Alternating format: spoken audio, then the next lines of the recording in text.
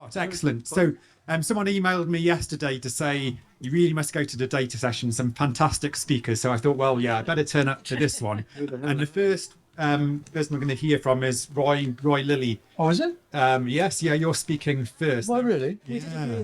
That's not fair. Roy is ex local authority and NHS lead, but is also author of a blog that comes out every day on all NHS matters, and has been, I think, the thorn in the side of 34 health ministers now. Yes, I'm on my 34th health minister. And so I think almost the unofficial opposition to for health, and it's a fantastic education. So save your money on an MBA and just subscribe to nhsmanagers.net. But what role does data have to play in health, and what are the problems? Well, I'll try and deal with some of that. Thank you very much for the opportunity. I don't think I can compete with the bells of St. Clement's. I'll try. You were kind enough to mention that I do write a regular column on health and social care issues, and I have actually written about this issue previously. And I thought I would just read you what my thoughts were in a brief few words about this topic, and I've updated some of the statistics because I have actually answered this question before. So I'll just read this quickly through to you. They say data is the most valuable asset in the world. Well, probably. It creates opportunities and it creates threats. Opportunities to point us to do great good. It threatens to pinch our money and twist the minds of our kids. Both are true, but there is a greater truth. There's a fabulous piece of software for local authorities. It scans social care case data. It identifies domestic violence, substance misuse, families where there's been previous child welfare issues. It can look at court information, debts, county court judgments, and take into account hospital admissions and visits to A&E. No genius is required to realise it can spot cases of child abuse, possible child abuse, potential child abuse a mile off, and families heading in that direction. It can flag the case manager, suggest action, and head trouble off at the pass. In our other great public service, the use of data can save lives. NHS England have an identify frailty policy. GPs comb their data, find older people with multiple morbidities, frequent contacts, and who are a dot on the card to end up falling, tripping, and ending up in a heap in the back of an ambulance. Community staff can visit, identify trip hazards, put frequently used utilities like kettles and saucepans within reach, have a quiet look for clues, food in the cupboard, alcohol on the sideboard, is the bed made, washing up done, clothes neat and tidy, has the old boy shaved, the state of the loo, indicators that someone might end up in A&E. Data, what would we do without it? But last year, in their Childhood Day report, the NSPCC revealed 500,000 children suffered abuse. In the same year, the NHS reported there were 800,000 unplanned admissions of the over 75-year-olds to hospital. As they say on the telly, in the name of the little donkey, what's going on? We have data, information, signposts, the whiff of the wind. What happens? Nothing. Why? I think there are 5 reasons. Public services are mired in decision-making processes, bureaucratic structures, multiple stakeholders, layers of approval, lengthy timelines. Pressing the button to get GP data is easy, but what happens then? Well, there's validation by the practice. Community staff, often working in another building, have to be advised. Social services will want to have a say. Multidisciplinary teams will decide schedule, and somebody will eventually knock on the door and say, hello. Occupational therapy, domiciliary care, Meals on Wheels, referrals funded and organised. Next is resource constraints. Allocating resources for proactive interventions based on data analysis is not on top of the day job. It is the day job, but for whom? Policy considerations that might influence decision making. Proactive interventions based on data analysis may not align with the political agenda, priorities, or public opinion. Authorities may hesitate, fearing a backlash or political consequences. Busybody social workers lambasted in the headlines. And today, this morning, the government have announced that they're going to dump the 2-for-1 cheap grub policies that they were going to stop in supermarkets because they say the cost of living crisis is more important than having low-income families eating crappy food. Data quality and reliability. The effectiveness of proactive interventions relies on accurate and reliable data.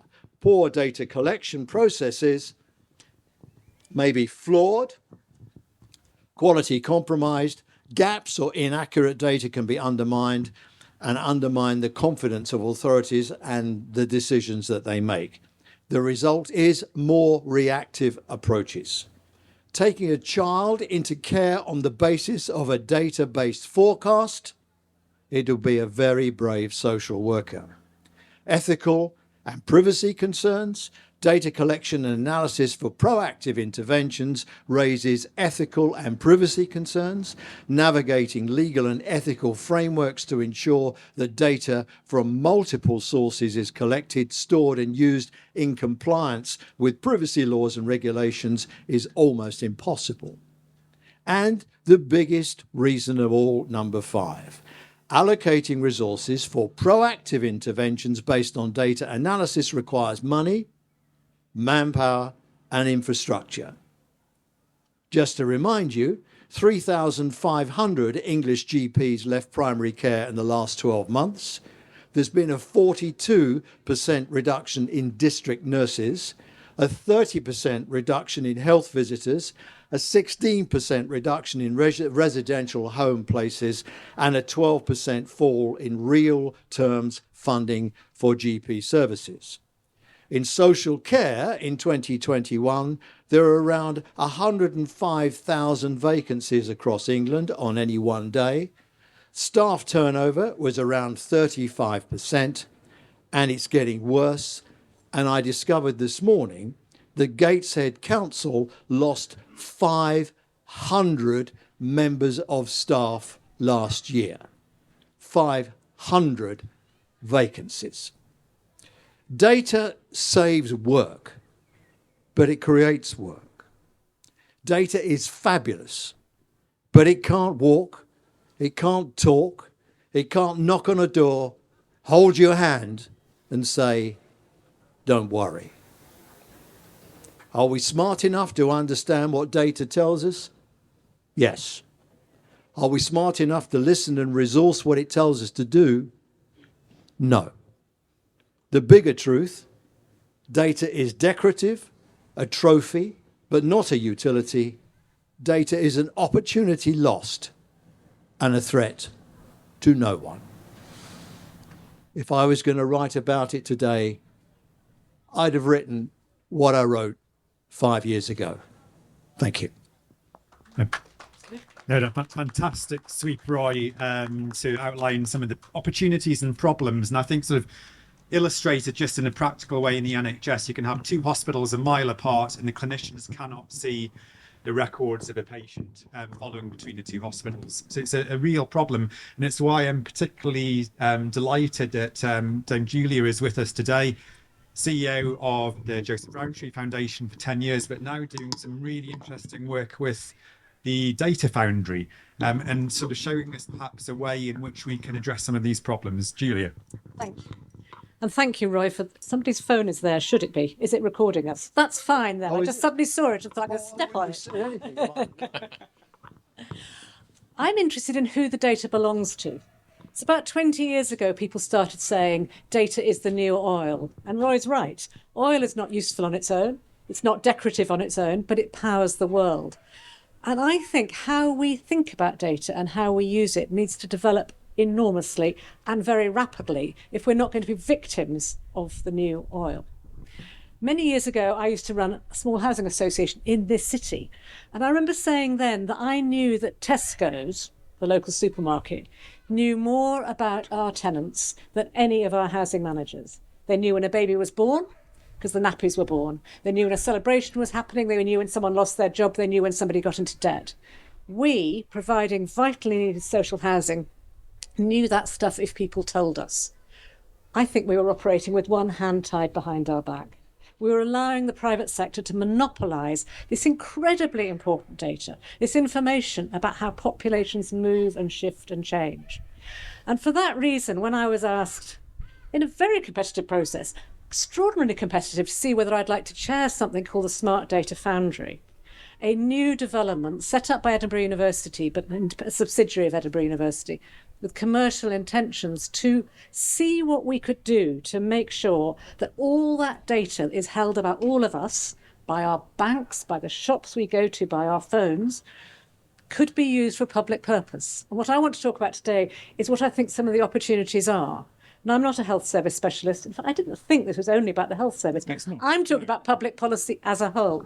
Because in my experience, and I've had 4 decades working in public policy, we are always driving, looking into our rear view mirror. We're always looking to see what has just happened. So you can look at housing benefit levels, you can look at income support levels, you can look at what's happening to universal credit, you can look at waiting lists in hospitals. It's always retrospective.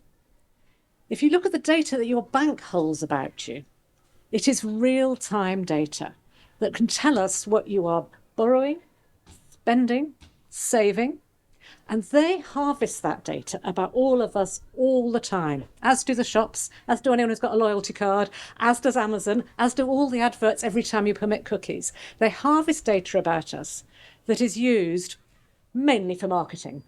You all know what it's like. You look at something on the internet, you get 12 adverts about it almost immediately. Mainly for marketing, sometimes for innovation, but never unless we create a new construct for public purpose.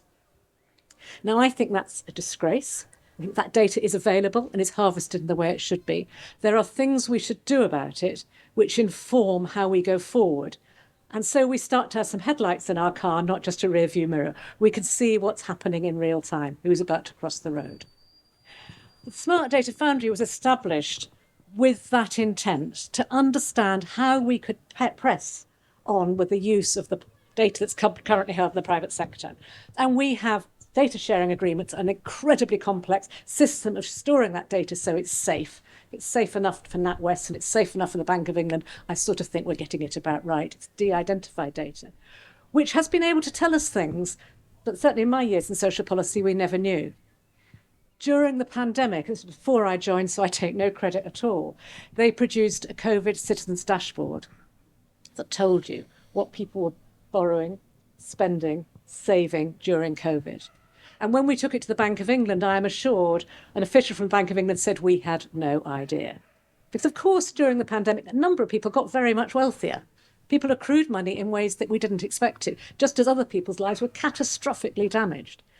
And understanding that data, as I say, in real time, I think gives us a new way of looking at the old tension between probability, we think this is what's likely to happen, and predictability, which is currently how the private sector view us. It seems to me that there are insights we can get from this data which can tell us very particular things about what's happening and how circumstances are changing people. There are indices we can develop, and many Scottish local authorities now buy from us an index which says what is happening in their local authority area. And there's information.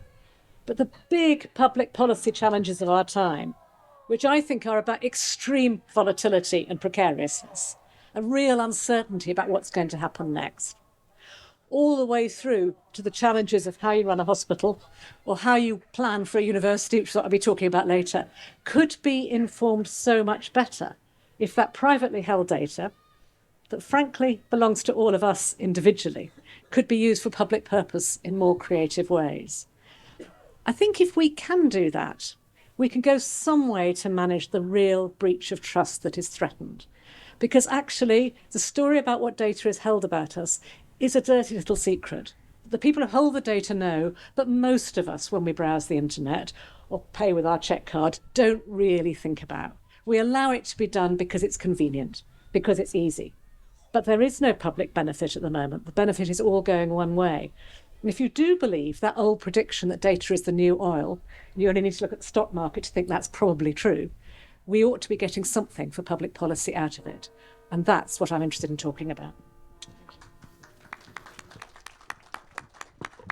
Fantastic. Thank you very much. And our final panelist, who I think has got the most glamorous name, Rosario Piazza.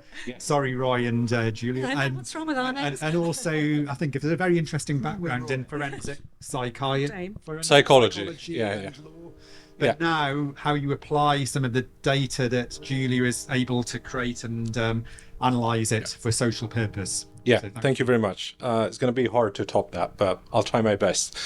First of all, just a bit about myself. I work for a foundation called Joseph Rowntree Foundation. Does any of you know the foundation? Okay. I don't know them, by the way. They're not my friends or colleagues, so thank you for that.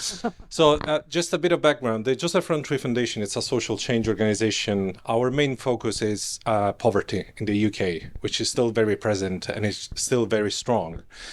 We have the cost of living crisis. We had so many crises. We had COVID, but reality is most of this is historical. It's still there. We can't fix it, but we know how many children are in poverty, how many families are struggling. We have so much data about health conditions, about what people are spending money of. So the question is, what are we doing with that information? Why it's been collected for ages, has been using for marketing purposes, it's been used for KPIs, performance reviews and all of that, corporate reasons. But in the sector, and that's my particular area of interest, of course, the charity sector, we're not really making use of the latest technology. We're not making everyone's life easier, not just in terms of using and accessing that information, but we're not improving our ability to reach out to those people who are excluded, marginalized, and essentially are experiencing inequality. Poverty is a result of social and economic injustice and inequality in this country. So my role at JRF is Chief Insight Architect. I love the acronym, by the way, CIA. You won't imagine the number of people who freak out every time I use the acronym. And I have to say, it's not the agency. We are, a social change organization. Anyway. We are developing, and by we, I mean we're doing this collectively with others in the sector, beyond the charity sector. We're working with researchers in academia, national and local authorities, think tanks, journalists, you name it. But more importantly, people, places, and communities. We're trying to develop what we call an insight infrastructure.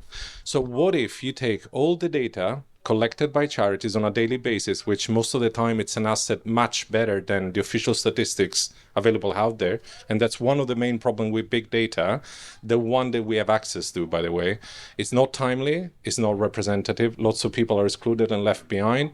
Maybe it's good for monitoring, but by the time it's published, it doesn't speak to what's going on right now in the present. So what if we take data collected by charities who speak to people across the country on a daily basis. We take commercial data, we take consumer data, we take all these data points together and we try to combine them in something that is accessible and useful, first and foremost, to non-technical audiences.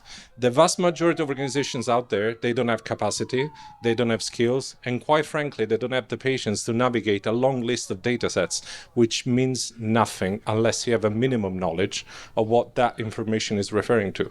So this is what we're trying to do with the insight infrastructure. But being in a foundation, we're privileged, we have money.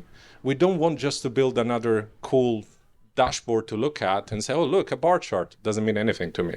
What we're trying to do is we are exploring and trying to understand the ecosystem of stakeholders we want to inspire, influence, and work with, including, like I said before, and I'm really adamant on that, people, places, and community. We work directly with people who have lived direct experience of the issues that we care about, because data, it's about them. Data, it's about us in the first place. What in jargon is called data subjects, it's people, it's us. Let's try to kind of bridge that barrier between tech, numbers, bar charts, maps, and the reality of things, the human element that we are at risk of losing when we deal with a huge amount of data. So One of the things that we're trying to do, aside from understanding the ecosystem, trying to understand what is that people need to be able to do their job, whether they're frontline workers, whether they are planning a new waves of funding, grants, activities, you name it, is what is the role of people? Who's making that decision? Who's asking the questions we want big data to be able to answer? And that's why we're focusing most of our efforts right now in something that we call experiential insight. We are working with a panel made of people with lived experience across the country who are telling us not just what they experience on a daily basis, but are telling us how we should be using big data moving forward. What are the questions that we need to answer? How can we get rid of the political agendas of all the, KPIs and numbers attached to data and really look at the ever-changing experience of people on the ground? It's ambitious. We're not going to solve all the problems and the threats overnight, but we believe it's important that with people at the core and the center of what we're trying to do, solutions can actually happen. So we can understand their behavior, we can understand whether the language, the numbers are actually reflecting their experience. Most of the time is not, probably is not a surprise for most of you. But also we can use that data, whether it's big, medium, small, whatever, for good, and we can empower community. So when I was thinking about this session today, my big questions around threats were, there are so many. There's governance, cybersecurity, you name it. All the big companies have been hacked recently. BBC, British Airways, Boots, you name it. But reality, we go back to the same problem, which is what is the role of real people in all of this? So the threat is that decision-making, the power dynamics are not shifting. We're not going to change culture and attitudes towards data if we don't change how data can actually achieve social good. We're not going to be able to triangulate different data points if we don't understand to what extent they actually speaks to the real experience of people on the ground. We are not going to convince people to use information that is available already out there and technology for good. So I'm going to stop there because I could go on forever talking about data, and I'm really keen to hear your questions and reflections. So thank you. Thank you. That's fantastic. So we'll open it up to the audience. Jump straight in there. My first observation is around NHS data. I am constantly frustrated, even just as a consumer, going on an NHS app, to try and find some information about myself. And it directs you to another website because you were at a hospital and the hospital isn't sharing data with the GP, and you have to then sign on to that one, then have to go back to another for a prescription. It's an absolute nightmare. So I end up just walking into a surgery myself and sorting it. The point I really wanted to make, though, is I'm the operational head of the Yorkshire and Humber Institute of Technology, and one of the partners we work with is Askham Bryan College, and they're doing some really great things with big data, building up a picture of things, for example, how to map out fields, how to map out arable land, how to map out dealing with animals themselves, and they build that data up to a huge amount of information. But I think, as you said, it's only as good as the analysis you do on that data. But they are doing some great things where actually a lot of that analysis can be exported to third world countries and to demonstrate to them the optimum way of growing crops or growing animals and so on. But my question really is around, with this huge amount of data that is being built up for good, and I'll ignore all the other negative sides of it, is there a role for AI in data analysis? I see you've got a smile on your face there. Is there a role for AI in speeding up that data analysis, and in some ways cutting out a lot of the misinformation within the data or the gaps within the data? So I think there's two elements, and I'll take the microphone back to what you've just said. There's sort of in the NHS question, why in a highly centralised system isn't data flowing, because that should be one of the advantages of a highly centralized system, which I think is for Roy, and then maybe for Rosario in terms of what is the role in AI, because there's no point in just having data if you can't do the appropriate analytics. So Roy, first of all. Sure. I agree with you. It's useless. The NHS just hasn't had the investment. That's the problem. I mean, the fact is the NHS has gone through a very flatline period of funding from the world banking crisis. 10 years, for 10 years, George Osborne gave the NHS flatline funding. We haven't recruited enough nurses, we haven't built enough beds, built enough hospitals, repaired enough hospitals, invested enough in IT and technology. And that's the problem. And everybody can buy whatever system they want for an electronic patient records, and interoperability is a word that nobody in the NHS can spell, never mind understand. So it's totally useless. I think the app, as far as the app is concerned, I think there is good news of that. There's a guy working on it now called Joe Harrison. He runs a very successful hospital in Milton Keynes. He's kind of very cute and he understands what it could do. The origins of the NHS app, if I'm just very quickly, it came out of the COVID thing, really. And when you think it was possible for any citizen to download an app and access their GP, no matter their record or whatever, it was done overnight.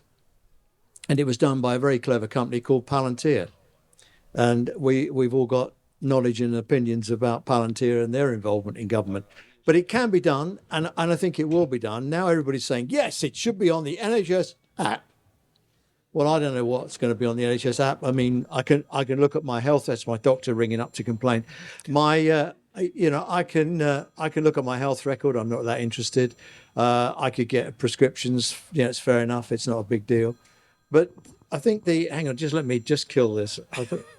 Answer it, Roy. Go on. No, okay. All right. I'm just at a conference. I'll call you back. Sorry about that. So I mean, I think the app can do things, but I'm not sure what we want it to do. To be honest, I mean, what do you want it to do? I don't know. Do you want it to be able to make an appointment with a GP? Well, you sort of can now. Do you want it to make a hospital appointment? It's called Choose and Book. We've got it now. It doesn't work properly. It's not been invested in. All of these things are possible if there is investment, targeted investment used wisely.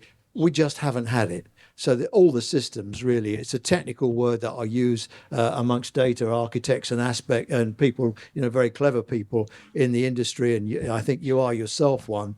The system is crap. Yeah. I think also, as well as the technical side, there's a cultural problem in the NHS, and that relates also to trust. And maybe we might talk about that in a bit, because I think this is where Julia's work really comes in. But on the AI side. It's happening already. Tableau, which is one of those big companies making wonderful dashboards, I think now belongs to Salesforce. They are already implementing AI. I mean, that's the dream, right? You just go online or your software, you type in whatever question you have, you get the answer. My problem with that is that data without context and stewardship, it's dangerous. It's not just meaningless for some, it's just dangerous. If you ever use, what is the latest, Chat GPT, we were actually talking about this with Roy before. Yes, you get all sorts of useful information, no references. You only get one version of the story because that's what the AI is telling you. And we go back to the main problem. Who has designed the AI in the first place? With what purpose in mind? Now, I'm not a fan of conspiracy theories or anything like that. Okay, so don't get me wrong. I think it's wonderful and fascinating, but it needs the human element to it. And three things in particular around data, especially when it's about people. It has to be respectful. Data must be used and generated in a way that is proportionate and accurate. Not sure AI can guarantee that yet. Okay, thank you. Firstly, I'd like to say is I don't think the NHS app is anywhere near as bad as it's just been portrayed to be. I think what it delivers, the way it delivers it, I think it's a real step forward from what we've had before. Does it lack a little bit of direction? Yeah, I think it does. Could it be better? Of course it could. But what it provides is really, really good. And the main problem in the NHS, I think, from a data perspective, is the political and cultural separations between primary care and secondary care, and the fact that data is not fundamentally joined up across the federated organisation that is the NHS. Anyway, sorry, that's my soapbox. I think my main question here is for Julia. You can only analyse data if you've got it. And we have lots of, within the country, in the very broadest sense, lots of really, really good ways of collecting data. Tesco Club Card being an exceptionally good way of collecting data. You're talking about democratisation of data, and the public sector, public services need to get their hands on this data. Are you proposing some sort of legislation? Because we don't want to go out and collect this data again. We want to take the data that's been used. We want to make it available. So we're talking about something along the lines of a social contract, where if you want to be Tesco's and collect data as part of your social contract, actually you've got to make it available to the public sector. And all organisations that collect data need to make it available to the public sector so that it can be utilised for maximum societal good. I don't know if we need legislation to do it. Our experience so far, is this working well enough? Yeah. Our experience so far is that companies who, when they recognise that they can trust us in terms of breaches, the biggest fear companies have is the breaches, and that would damage them irrevocably, are prepared to share it in what we call a safe haven, which is really just a very complicated way of protecting it. I think in the long run, it is absolutely part of the social contract, whether it's explicit through legislation or not, is that if you want to hold the data that does belong to citizens, it doesn't belong to you, you have to do two things with it. And one of them is to make it available for public good.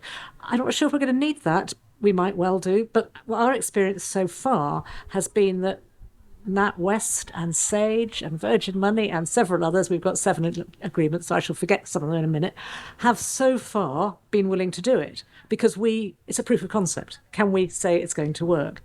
Now, I think there are issues like progress to net zero, which, along with income volatility, massive challenge for the country.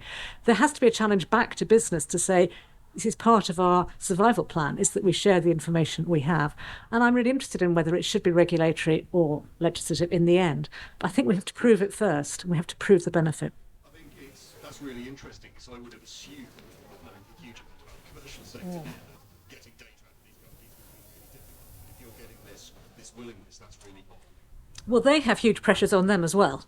And they are very frightened about the public trust issue. So I speak a lot to companies about public trust, and they are very anxious about it. It's high on their agenda because it is their oil. It is absolutely essential to them and their business model that they can collect it.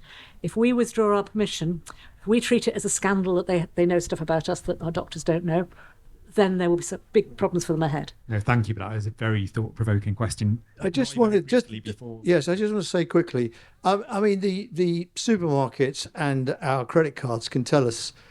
Fred Smith he's buying 3 bottles of Scotch a week, and he's down the chip shop more often than he should be, and he's buying crisps and he's buying Nitol to help him sleep, and all of the indicators. We know. And then somebody could go and knock on Fred Smith's door and say, "You're all right, mate." But do you really want to live in that kind of society? And who's going to knock on the door? Thank you. No, absolutely not. Just checking. Oh, you can hear me. Yeah. How do you see big data, using big data, being able to benefit public health on a strategic level in terms of gathering information about what the various health problems are and are going to be in the future, and kind of going forward, what interventions would be the most beneficial? But I can see that big data can be used to do that. So I'm just interested to know your thoughts on that. Rosario, I think that would be for you. I mean, for me, the pandemic is a really good example how big data could be used for good, right? We started monitoring what was happening around the country, how many people were affected. I mean, at some point, then it was removed from the internet, maybe for political reasons. We started looking at the impact of COVID on those marginalized community areas where pollution was quite high. If you were black rather than white, you were a lot more exposed, but obviously that was a bit too political. I think the potential is all there, especially for prevention. Big data, the real potential that comes with big data is the prevention that you can do with it, how you can move from reactive to proactive. And some of the stuff around how consumers behave could also be an indicator. With the due caveats that we need to protect individuals, anonymize the data, etc., etc. And I will be particularly interested in the local level. We always look at the national, maybe regional picture, but what if you start implementing plans at local level for the local population? Because every place is different. Different communities, different people, different identities, and so forth. Can I just come in briefly on this issue? There's a distinction between surveillance, using this information to look at what's happening with individuals, in Roy's example, and looking for trends and patterns and what's happening. It seems to be really important, because if it's used for surveillance, it's a completely different use of it. And actually, I think that would erode public trust enormously quickly. But given we live in a hyper-local society where we know, and again, going back to the pandemic, we learned again and again how local people's lives are. We do have to do this at a fairly local level so that we can understand the real pressures on people and what the potential interventions could be. Because if, I'll go back to the net zero target, many companies have set themselves a 2030 net zero target, which is completely not going to be achieved. The challenge will then be, what do we do next? Because we are in deep trouble unless we do something about it. Understanding how people spend, save, borrow is part of that story. Because people can have their own carbon budget. They can understand what they're doing. It's all sorts of things that we can give back to people from their data if we maintain that level of public trust. No, sorry, sort of carrying on from that. I hear all the opportunities, and it's great if you're good people looking for good things. But what if you're not? What if you've got people who are collecting your data, like, for instance, the Canada, I don't know if you know about this, there was a Canada truckers demonstration, and they took the photos of people who were on the demonstration and they froze their bank accounts. Now, this is our concern. It's great, but you need monitored in the nicest possible way. I'm great you're looking for good ways forward and getting people's data and learning more about them if they want to be learnt about, which I don't personally. But if you've got to be careful here, because you can use the person at the top who controls the data can use it for bad, and we need to have some sort of controls. And otherwise you're in there in my business, and I don't want you in my business. Data regulation is a huge problem, because you get a regulatory authority that is there to stop the kind of things that you're talking about happening about. And then at another level, you get a whole different thing like the GDPR regulations and the Caldecott things that we have to put up with in the NHS. It just completely stifles people doing things. And if you cast your mind back 3 or 4 winters ago, an elderly lady died because she didn't have her gas, or it was electricity, I think, was on. And the gas company knew that she was in trouble. But because of their interpretation of the data regulations, they felt that they couldn't tell social services what they knew. So the layers of regulation are extremely difficult. At the top end, it's easy. At the bottom end, it creates huge barriers for people sharing data. Yes, I agree. It's getting the proportionality. I mean, in the NHS, I see patients being harmed because data is not being shared. So we've got a question here, then this lady, and then over here. Yeah, my question actually just follows on the regulation, because I think as consumers generally across the board, when your data is being collected, most of the time you don't really understand how far and wide they can share your data. And what we are realizing also is that some of the businesses are using the data even for much further and much wider than we ever imagined. And then you start, for simple examples, you start to get things like targeted emails, targeted adverts, targeted this and that. And you're thinking, where did this come from? So I acknowledge that data collection is good. It has a lot of advantages, but how do we ensure that in terms of the regulation, the users actually understand at the point where their data is being collected exactly how it will be used, and how can we ensure that the users of this data are actually following the regulation? Is there a flaw in the regulation itself? So, question maybe Julie or Rosario. Well, I'll have to start, and then Rosario can be much more sensible about it. I don't think data is good or bad. It exists. And that's why I use my oil analogy, which changed the world when we discovered oil. And it's been used in drastically appalling ways which have given us catastrophic climate change and has also enabled a huge amount of progress. I think this is the same. It's a method of storage and a method of collecting, which in the wrong hands, with you, is so dangerous. If we all carry on being data illiterate, which I think I probably am, even though I'm sitting here talking about it, we allow that to continue. We need to understand it, because it's not good or bad. It is a resource which could be used for good. And I think as citizens, which is, I suppose, what this whole festival is about, we have got the power to do something about it, to insist that it is used for good, because otherwise, as I say, it's a marketing tool. And the lady who I can't see but is behind you there, you're right, it's used in those ways, and all it does is make you feel exposed and frightened and surveyed, instead of contributing to a much bigger new social contract, which is informed in ways that people who set up the NHS, people who created the welfare state could never have imagined. But actually, that sort of knowledge could be transformative in such a dangerous period that we're living through now. Just very quickly, I start from a slightly different point of view, and I think we're all culpable of this. We go onto our website, accept cookie, yes. We don't even take the time to read the conditions. Most of the time, because they're written in such a way that you're not going to waste your time, or you can't even understand what they're saying. So that's problem number one. Maybe the way we are told about how the data is collected, used, etc. should change for sure. Maybe we need standards around that. One way of communicating the same information with the due differences from one website company to another. And linked to your point, but also your point as well, there is a need of clarity around purpose. What is the data used for? So maybe if, as data subjects, we are informed since the very onset what's going to happen with that data, but also the power that we have to have that data erased, deleted, change, etc. So that level of empowerment, it's very much needed, but there's also need of governance around that. So when people get together to say, we're going to build this, it's going to collect this data, who is around that table? Is it just the big corporations? Is it just the supermarkets? What are the real people in all of this, with in mind the main purpose why that data is collected in the first place? And we're never going to get it right in the first iteration. Let's be honest. We're going to make mistakes, but those are useful because we can learn from that and change and adapt.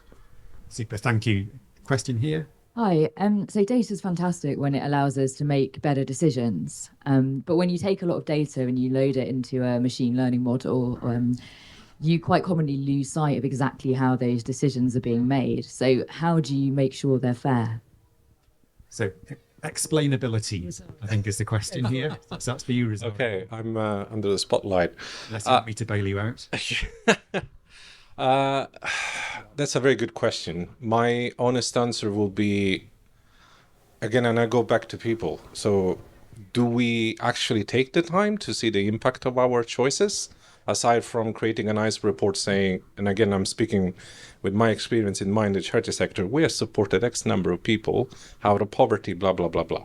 Do we actually take the time and invest resources, human and financial resources, in doing proper follow-up with those communities affected by the decisions? Do we check with those communities in the first place whether before we implement that decision actually speak to their experience, and we go back to the level of local that we were talking about before? And again, do we have the right people making those decisions around the table? If you are trying to support people experiencing poverty like we are doing, is it just white people from, up above in the ivory tower saying, we know how to fix poverty, we're going to give you money, we're going to give you support? Is that what people need? Is that how data should be used? Maybe there are gaps in the data that we're not bothered to collect around stigma, people's feelings, experience, etc. But we need to try and start somewhere. And then, like I was saying before, potentially adapt and make sure that we are accountable in the first place and transparent. Thank you. And it's maybe not just explainability, but perhaps also understandability. But Julia. I just want to come in briefly. Let's remember, it's not the data that makes the decisions. Decisions are made by people and governments and elected people, and there's a huge process of decision-making frameworks which frequently go badly wrong. And I'd say we could all think of several of those in the last few weeks. It's not the data's fault that happens. What matters is we get more information so that we have a wider view when those decisions are made. But actually, it speaks to a much bigger issue, which is that we need as a public to understand policy-making and decision-making much more thoroughly. Because there is a myth that the data will tell you what to do.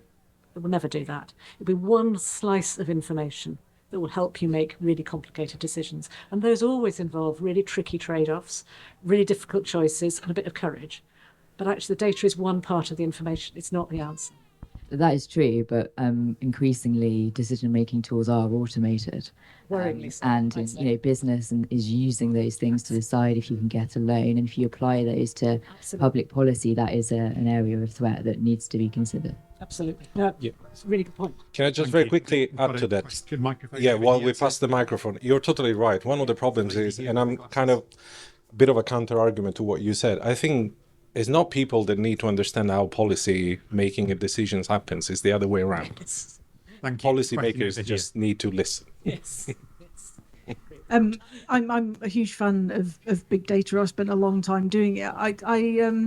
I do think, though, that much as you talk about doing this for good, you always need to bear in mind that your good might be somebody else's bad. And good is not a perfect idea. And those of us who are giving our data, we have a combination of kind of trust and utility. You know, I trust you to do something with it, but you often give me something back in sense of utility. And I think I'd be interesting to know what apart from someone knocking on my door, what the utility of your process is, and whether you do think about that concept of good as something quite deep that we need to be aware of. Well, look, data can do a hell of a lot of good in the sectors that I'm interested in local government and in healthcare. But in order to do it, it has to acquire a level of intrusion that you probably wouldn't be satisfied with or you wouldn't be happy with. And that's the problem. And I think that's the reluctance there are amongst some authorities to use data and use predictive data, because it does involve somebody sitting down having a chat with somebody. I mean, even just a conversation with a GP over an individual person's lifestyle is very difficult. And GPs find it very difficult if someone is obese and they need to talk to them about their lifestyle and their lifestyle choices. It can be very difficult. And at the end of the day, we end up with a conversation about public policy, which this lady here was asking about. You know, it's the law that changes people's behaviour. Seatbelts in cars, crash helmets on motorbikes, smoking in the workplace, health and safety legislation. What laws are you going to have about obesity? Because obesity is going to kill more of us than almost anything else. So what do? You put a scales by the bus stop and the dust comes along, you get on the bus driver says you're too fat, you've got to walk. I mean, what laws can you have about that? Well, you can have laws about food, you can go upstream, but we've seen today that government have run away from one of their choices. So we are in a very difficult time where we trust data, but we think we should. We think we should use more data analytics, but we can't. We're in a kind of very difficult set of circumstances where there is no leadership, and it's being made even more confusing by so-called AI, which is really machine learning. But you know, it does open the door to what is possible in the future. I don't think we're anywhere near having had that conversation or fixed what our views are. Thank you. Hi, so I wrote my dissertation ages ago on data privacy and how, in fact, actually a lot of data that tends to be collected, it's very disproportionate that minorities and women tend to basically be more surveyed, essentially, in terms of data collection. And in fact, I was inspired to write that data privacy dissertation because during lockdown, I became an alcoholic, and when I tried to find help, I was getting targeted adverts for alcohol, which is all levels of messed up. Yes. We talk about whether it's an opportunity or threat. I feel like the threats really, really outweigh the opportunities here. You look at America, for example, how, for example, the trans people in America, their data's being collected, and it's this idea of, well, that puts them at an actual life threat. Women who go for abortions, they're a threat for their life as well, with their data being mapped. And it's not an individual level, it's trends that are mapping that these people who tend to go to this restaurant then go to this abortion clinic. And it's not an individual person. That's really terrifying then. If you're a random woman who just goes into that restaurant, you could be attacked by someone who thinks you might be having an abortion. So it's this idea that as well, with prisons in America, they're having like wearable technology to monitor their heart rate, everything. So you might have someone who's innocent in prison having all of that data collected without their consent. So I really wonder, what aspect should we be able to opt out completely? What aspect should we have these massive controls against our behavior being changed through data?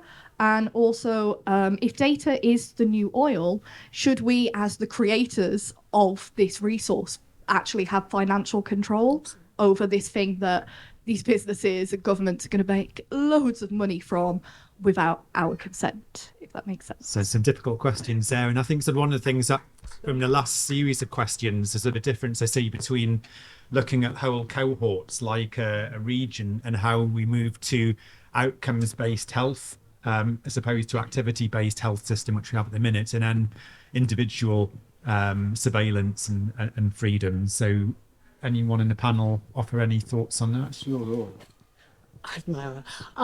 I think it's.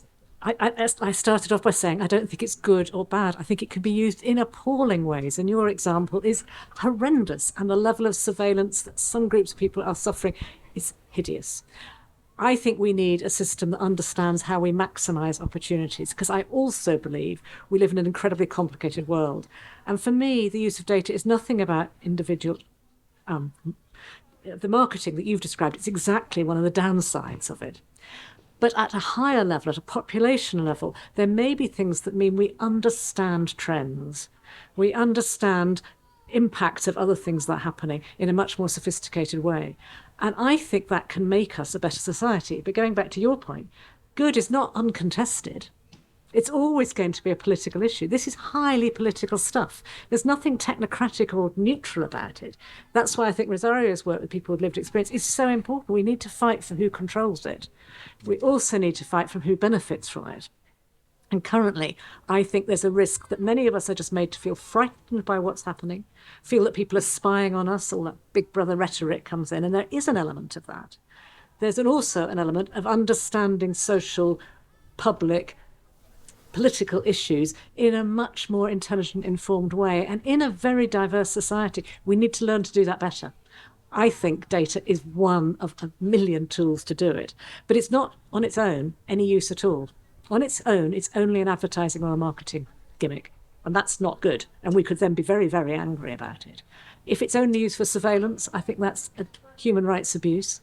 But at a cohort level, at a population level, I do think we can learn from people's real experience. And their real experience is very often, their fingerprints are in that data. Thank you. And I'll try and get a few more questions in before we end. So there's a chap here, but you've got the microphone, sorry. And then we'll come to you. And then I think there's somebody over here as well. Yeah, thank you very much. So I work for a youth charity. I'm interested in, you spoke a bit about kind of like education. How do we educate young people about the importance of their data?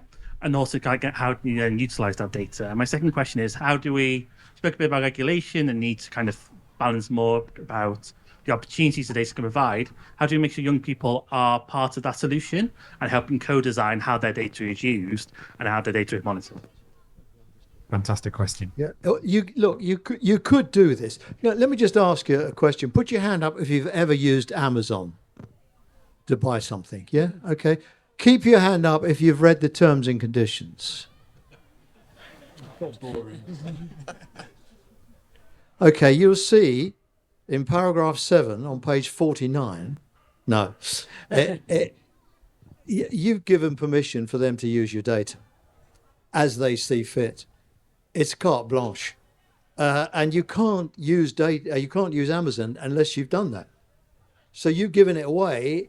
The trade-off is you can get your stuff by lunchtime tomorrow.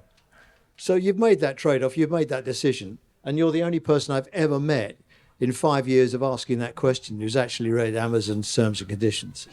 Now, the answer to your question is we change the whole basis of law.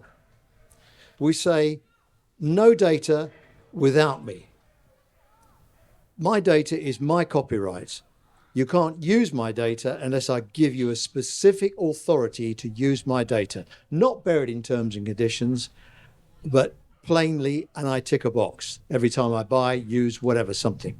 So we could change the law and make our data belonging to us. Now, in the health service, our health records don't belong to us. They belong to the Secretary of State for Health, who looks after them for us. So we actually have no right to, we can see our records, but we can't own our records. So we need to change the whole basis of law. And we say, your data is yours. No one can use it without your permission. Now that, of course, is very disruptive.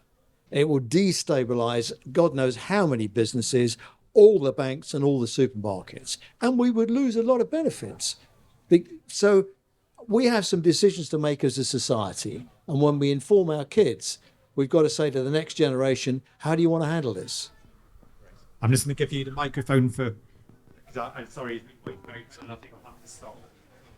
No, it's finished. Yeah, it's just to carry on about the sort of misuse of data. And, the state is the biggest abuser of data here and misuse of data. We're seeing already in the news about, the end of end-to-end encryption. It wants to snoop on every email. It's harvesting every website you visit. And what is that really being used for? Is that for good? What they're actually using it for, and we hear this term misinformation. It's not misinformation, to be clear. What that term means is expressing a view that is contrary to what the government wants you to think. And anyone who has a view different to how the government wants you to think and want to control you, that they're going to deplatform you. Let's take COVID as a prime example. There were many eminent scientists who spoke out and actually said the lockdowns aren't working. The lockdowns are actually killing people. It's leading to mental health problems, economic collapse, all the rest of it. They were silenced. They weren't given any time on the media. They were castigated as conspiracy theories, crazy people, killing people. They've actually turned out to be right. The evidence that's coming out now about the harms of lockdown. And there's real insufficient safeguards here about what this data is being used for, how it's being used to profile people. As we're saying in China, the social credit system, if you put a Twitter out on China, you can't get a mortgage. Who's to say that the government or some future government wants to harvesting all of this information? They're the great, the key masters of this whole thing. They can just turn you off. They can stop you. You can't get a mortgage. You can't get a job because you've expressed something contrary on Twitter. Thank you. Sorry. It's all right. No, I'm sort of going to wrap up there so we're on time or just slightly over. And I think this has been a really interesting session for me because I'm on the board of MHRA. So we're responsible for licensing drugs, but also medical devices that use software and AI. And one of the learnings, I think, is there's not just public consultation. It needs to be co-production with public in such a complex area. So thank you, everyone in the audience today and for our panelists. Thank you. Thank you.